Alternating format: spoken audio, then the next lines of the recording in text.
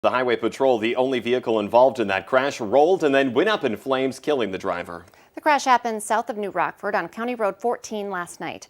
The car was heading north and went into the ditch on both sides of the road before vaulting over an approach. That's when the Jeep started on fire. The victim's identity has not yet been released. Authorities say the driver was not wearing a seatbelt. New this morning, the Bemidji Police Department is asking for your help in finding a missing teenager. 15-year-old Kendall Thompson was last seen at a youth center on Monday morning. Thompson is described as about 6'1", 310 pounds with brown hair, brown eyes. The teen was wearing a black sweatshirt with red lettering and Nike flip-flops. They say that Thompson may have been trying to get to the Detroit Lakes area. We do not have a picture of the missing teenager.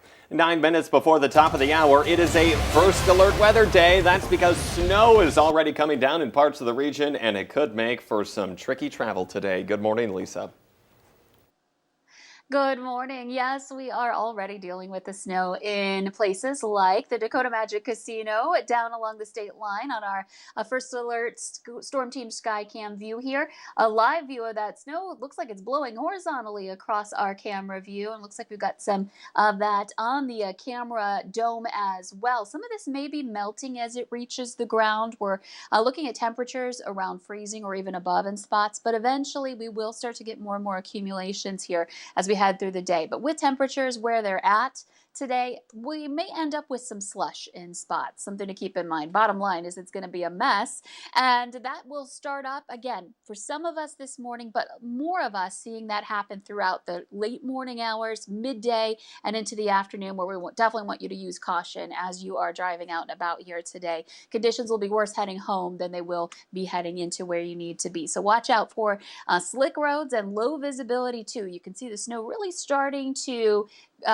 intensify a bit in places and press eastward as it continues to work its way through parts of eastern North Dakota and into northeastern South Dakota, stretching from just south of Devil's Lake along Highway 281 and right along the state line area, just now approaching Cass County. So Fargo-Moorhead, not snowing yet, but it may be in the next hour or so. We may be seeing that happening. So heading into school and heading into work may feature some flakes. Big storm system. This one's going to produce some wind too.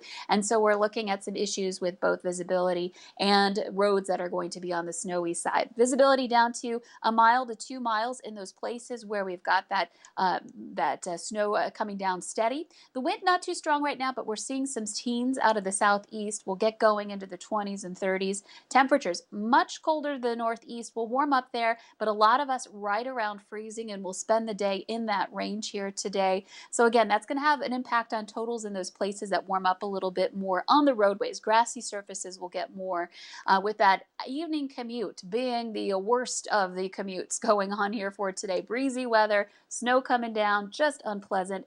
In some places in that 3 to 5 inch range in the south and east. You'll want to make sure you're paying attention. Of course, we'll be keeping you updated throughout the day. 3 to 5 inches. Haven't seen that for quite some time. Right. All right. Thank you, Lisa. And it only takes just a dusting of snow to make your drive to or from work a dangerous one. We saw just last week dozens of crashes in the area, and more of that is expected today. The Valley Today's Brian Sherrod joins us live with more on how the DOT wants you to drive in order to save lives and repair bills out on the road this morning. Good morning, Brian. And good morning, Jordan and Lisa. Saving lives and repair bills is exactly right, especially after what we saw last Friday when we were both out here. You know, we can tell you we saw hardwood crashes, we saw massive car backups, we even saw an ambulance that was completely flipped over. And that was all in a 2-hour span from 7 in the morning to 9 in the morning. So these tips will help you more than you know. Now, according to NNDOT, before you leave one place to head to the other, let someone know where you are going, your exact route, and expected arrival time. If something happens to you, your someone will know where to find you. Make sure to have a full tank of gas as well. Turn on your lights so you and those around you can see. Make sure to have those tail lights and brake lights cleaned off. Slow down and don't press hard on your brakes. That will only cause you to continue sliding. Snow chains for your tires is highly encouraged. We want to also make sure that you have a winter survival kit in the back of your car. Make sure you have like shoes, clothing, a shovel, and also make sure you have 3 days worth of food. That's going to help in the long run. If your vehicle does get stranded, don't panic. Just make sure that you don't leave your vehicle. You know, most of the deaths that do happen is because people left their vehicles. Also make sure your cell phones are charged. You're going to need that in case of any emergency. And it is cold out there, Brian, as you can probably relate, 34 degrees in Fargo-Moorhead. So you don't want to be stuck standing outside your car either if you end up in the ditch. Nope, yep, you could also get frostbite in that situation as well. Maybe not right now, but in other times. Brian Sherrod reporting live. Thank you very much. Fargo is now officially under a mask mandate. It went into effect late Monday afternoon after being announced by Mayor Tim Mahoney. Every person in the city of Fargo must now wear a face covering over the mouth and nose while indoors, where you may come into contact with people outside of your own household, and you cannot stay 6 feet apart. This includes bars, restaurants, and businesses in Fargo. And you must also wear a mask outdoors where social distancing isn't possible. Despite the mayoral mask mandate, there is no penalty for those not following it. At least 2 commissioners are saying that more needs to be done. I'm thinking we probably are at the point where we need to put some enforcement tied with it. If this doesn't satisfy the need in the community, we have to be prepared to put enforcement in.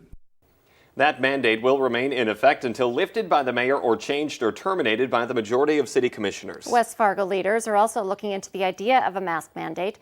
A committee is expected to come up with a proposal that could be considered at a special commission meeting later this week. And across the state in Minot, North Dakota, they are also implementing a mask mandate in their city limits. That mandate was proposed by an alderwoman and passed with a 5-2 vote.